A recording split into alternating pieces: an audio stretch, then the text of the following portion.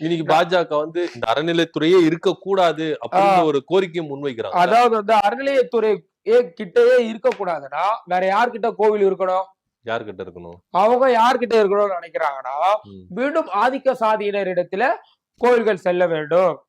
மீண்டும் தாழ்த்தப்பட்டவங்களுக்கும் பிற்படுத்தப்பட்டவங்களுக்கும் கோபுர தரிசனம் கோடி புண்ணியம்னு வெளியே அனுப்பணும்ன்றது அவங்க பாக்குறாங்க. அதான் நான் சொன்னல, இத்தனை 1000 ஏக்கர் நிலங்களை மீட்டிருக்காங்கன்னு.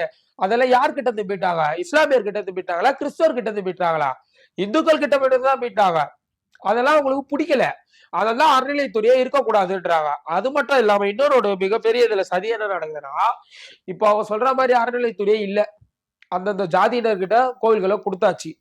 இப்போ ஒரு வன்னியர் சமுதாய ஜாதி கிட்ட ஒரு கோயில் இருக்குன்னா, அவன் இது வந்து ஒரு வருஷம் உள்ள அனுமதிப்பான். அடுத்து என்ன பண்ணுவான்? முதல் மரியாதை எனக்குதான் வேணும், வேற சாதிகாரங்களுக்கு போக கூடாது. அடுத்து என்ன பண்ணுவான்? இது எங்க ஆளுங்க கட்டின கோயிலு, நீங்க எல்லாம் உள்ள வரக்கூடாது. நான் வன்னியர் சமுதாயம் சும்மா சொல்லல, ஆதாரத்தோட சொல்றேன். அதான் மேல்பாதி சம்பவம். தாத்தப்பட்டவங்க உள்ள வட்டாங்கன்னு சொல்லிட்டு எங்களுக்கு அந்த சாமியா வேணா, கோயிலே இச்சு தள்ளுங்கன்னாங்க.